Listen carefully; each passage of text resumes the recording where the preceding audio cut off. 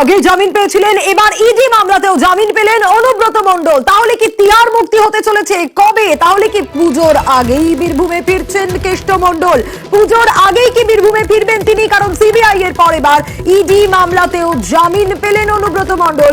আর কেষ্টর জামিন মঞ্জুর দিল্লির রাউস এভিনিউ আদালতের। ইডি ও সিবিআই মামলায় জামিন মেলায় অনুব্রত জেল মুক্তিতে আর বাধা রইল না বলেই দাবি আইনজীবীদের। আরো বিস্তারিত মৈত্রেয়ী জানাতে পারবে। মৈত্রেয়ী, তাহলে পুজোর আগেই কি বীরভূমে ফিরছেন কেষ্ট মণ্ডল? কবে ফিরছেন? কবে জেল মুক্তির সম্ভাবনা? আসলে দেখো, আসলে পর্যন্ত অনুব্রত মণ্ডলের যেহেতু সিবিআই মামলায় ইতিমধ্যেই জামিন পেয়ে গিয়েছেন অনুব্রত মণ্ডল এবং এবার ইডি মামলাতেও রাউস এভিনিউ কোর্টে তিনি জামিন পেলেন। ফলে এবার আইনি প্রক্রিয়া যে সমস্ত রয়েছে সেই আইনি প্রক্রিয়া সম্পন্ন হলেই অনুব্রত মণ্ডলের তিহার মুক্তি করবে। তবে পুজোর আগে বীরভূমে ফেরার সম্ভাবনা রয়েছে কেষ্ট মণ্ডলের। মৈত্রেয়ী, সেক্ষেত্রে যে প্রশ্নটা উঠে আসছে, আরো একবার একটু জানতে চাইবো যে সিবিআই এর মামলায় জামিন পেয়ে গেছিলেন, কিন্তু তারপর ইডির মামলা ছিল, এবার ইডির মামলাতেও জামিন হয়ে গেল রাউস এভিনিউ কোর্টে। সুতরাং আর জেল মুক্তির ক্ষেত্রে কোনোভাবেই কোনো বাধা থাকছে না, মানে অন্য আর কি কোনো মামলা রয়েছে? তারা যেটা জানাচ্ছেন যে অনুব্রত মণ্ডলের আর কোনো এই মুহূর্তে কোনো মামলা নেই। প্রধান মৈত্রের কাছে আসবো, তবে তার আগে আরো একবার জানাই, 11ই আগস্ট 2022 থেকে গরু পাচার মামলায় গ্রেপ্তার অনুব্রত মণ্ডল। কারণ 11ই আগস্ট 2022-এই অনুব্রত মণ্ডলকে গ্রেপ্তার করা হয়, কিন্তু গরু পাচার মামলায় গ্রেপ্তার হন তিনি। আরো বিস্তারিত একটু জানার চেষ্টা করব অর্ণবের কাছ থেকে। অর্ণব, এই যে গরু পাচার মামলায় গ্রেপ্তার করা হয়েছিল অনুব্রত মণ্ডলকে 11ই আগস্ট 2022, ধাপে ধাপে একটু জানতে চাইবো সেই সময় থেকে কি কি অভিযোগ তার বিরুদ্ধে, কি কি মামলা, কিভাবে? দেখো, অনুব্রত মণ্ডল অত্যন্ত প্রভাবশালী এই ইনস্টিটিউট, তার বারবার জামিনের আবেদন হয়েছে এবং যে প্রশ্নটা বারবার সামনে এসেছে আদালতের আঙিনায় তা হলো কখনো সিবিআই কখনো এনফোর্সমেন্ট ডিরেক্টরেট তারা এই অভিযোগ এনেছে যে অনুব্রত মণ্ডল হেফাজতে রয়েছে 2022 সাল থেকে, কিন্তু তালিকাটা দেখুন, বীরভূম জেলা তৃণমূল কংগ্রেসের সভাপতি এখনো এই অনুব্রত মণ্ডল। অর্থাৎ একজন অভিযুক্ত হেফাজতে থাকা অবস্থাতে কতটা প্রভাবশালী হলে তিনি জেলা সভাপতি থাকতে পারেন, এই জায়গা থেকে বারবার হাতিয়ার করা হচ্ছিল। এবং গরু পাচার যে মামলা, সেই মামলায় সিবিআই তাকে প্রথম গ্রেপ্তার করলো, পরে আর্থিক অপরাধের তদন্তভার হাতে নেয় ইডি, এনফোর্সমেন্ট ডিরেক্টরেট। কিন্তু এখানে একটা অত্যন্ত গুরুত্বপূর্ণ মুভ হয়। সিবিআই মামলায় এই রাজ্যে জেল বন্দি অবস্থায় যখন সিবিআই অনুব্রত মণ্ডল রয়েছে আসানসোলে, সেই সময়তে ইডি জানায় যে তাদের আর্থিক অপরাধের মূল যে মামলাটা সেটা দিল্লি থেকে হচ্ছে, অর্থাৎ দিল্লির মামলা, দিল্লি রাউস এভিনিউ কোর্টের মামলা। কাজী অনুব্রত মণ্ডল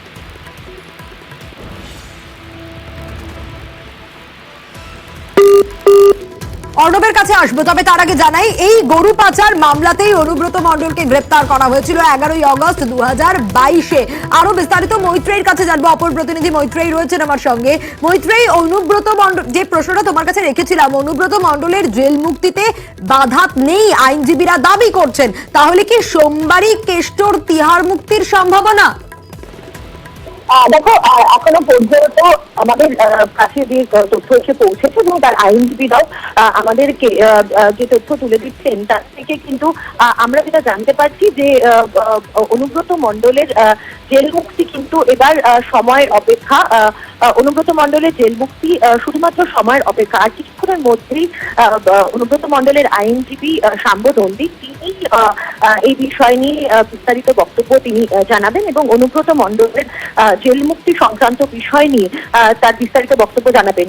কিন্তু যেমনটা কিছুক্ষণ আগেও বলছিলেন আমাদের অন্য অপর প্রতিনিধি অর্ণবদা, যেরকম বলছিলেন যে 2022 সালে অনুব্রত মণ্ডলকে প্রথমে সিবিআই গ্রেপ্তার করেন এবং তারপরে তাকে নিজের হেফাজতে নেয় এনফোর্সমেন্ট ডিরেক্টরেট। জুলাইয়ের শেষ সপ্তাহে অনুব্রত মণ্ডল সিবিআই এর যে মামলা রয়েছে সেই মামলায় অনুব্রত মণ্ডল জামিন পান এবং তারপরে কিন্তু এবং তারপরে কিন্তু অনুব্রত মণ্ডলের এনফোর্সমেন্ট ডিরেক্টরেটের এই মামলা ছিল এবং সম্প্রতি এনফোর্সমেন্ট ডিরেক্টরেটের এই মামলায় জামিনের আবেদন করা হয় অনুব্রত মণ্ডলের তরফ থেকে রাউস এভিনিউ কোর্টে এবং সেই সংক্রান্ত মামলা করার পরেই কিন্তু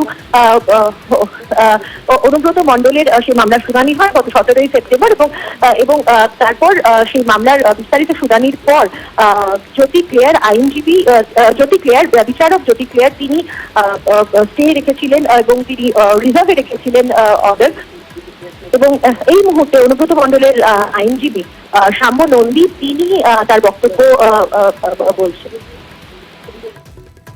মৈত্রীর সঙ্গে থাকো। মুভ করেছিলাম 4 সেপ্টেম্বর আমরা রেগুলার বেল জন্য মুভ করেছিলাম, আজকে সেই রেগুলার বেলটা গ্রান্ট করেছে। আর তার মধ্যে কিছু কন্ডিশনস দিয়েছে যে 10 লাখ টাকার বন্ড দিতে হবে, আর যে উনি কোনো উইটনেসকে ইনফ্লুয়েন্স করতে পারবেন না। যে কেসের আইও আছে সে আইওকে তার বেঙ্গলের অ্যাড্রেস প্লাস যখন দিল্লি উনি আসবেন কেস সংক্রান্ত যে উনি যে অ্যাড্রেসে থাকবেন দিল্লিতে সেই অ্যাড্রেস জমা দিতে হবে। এইসব কিছু শর্ত আছে, প্লাস ওনার পাসপোর্ট জমা রাখতে হবে। উনি দেশের বাইরে কোর্টের পারমিশন ছাড়া যেতে পারবে না, যেগুলো ইউজুয়াল কন্ডিশনস একটা বেলের ক্ষেত্রে দিয়ে থাকে, এইসব কন্ডিশনস দেওয়া আছে। কবে তিনি বেরোতে পারেন? আজকে তো জজ বললেন কি আগামীকাল বেলের অর্ডারের কপিটা আমরা কাল সকালে পাবো, জাজ বলেছে।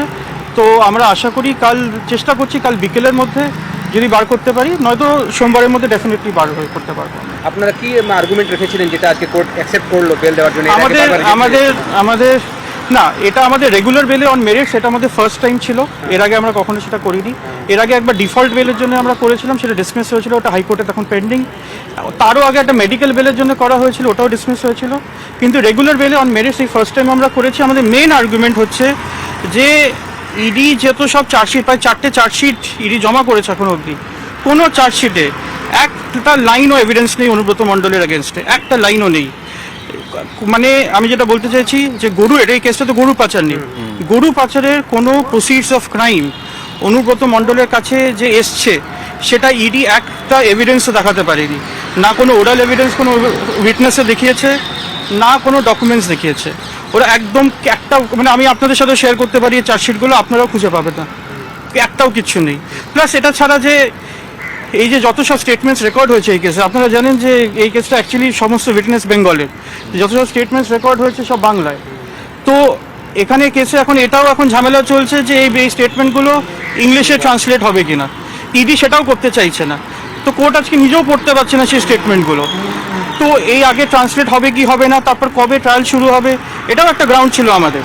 আপনারা মেডিকেল গ্রাউন্ডে ওনাকে চাইছিলেন কিছু, আমরা উইথড্র করলেন কেন? এটা না, আমরা উইথড্র করলাম কারণ এখন যখন বেল পেয়ে গেছে এখন তো আর উনি জেলে থাকবেন না, তো ওর জন্য ওটার কোনো দরকার নেই। সেটা উনি বাড়ি গিয়ে নিজের সে মেডিকেল ট্রিটমেন্ট নিজেই করাতে পারে। কি হয়েছিল, কোন গ্রাউন্ডে আপনারা মেডিকেলের জন্য আপনারা রিলিফ চেয়েছিলেন?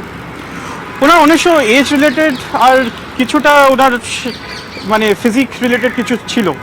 তো যাই হোক, এখন অত ঢুকে লাভ নেই, কারণ এমনিতে অন মেরিটসে যখন হয়ে গেছে।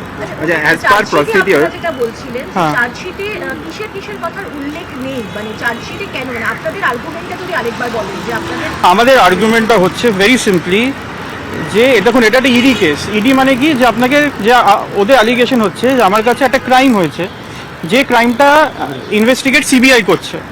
এবার সেই ক্রাইমে কিছু প্রসিডস অফ ক্রাইম জেনারেট হয়েছে, সেটা আমার কাছে এসছে, ঠিক আছে।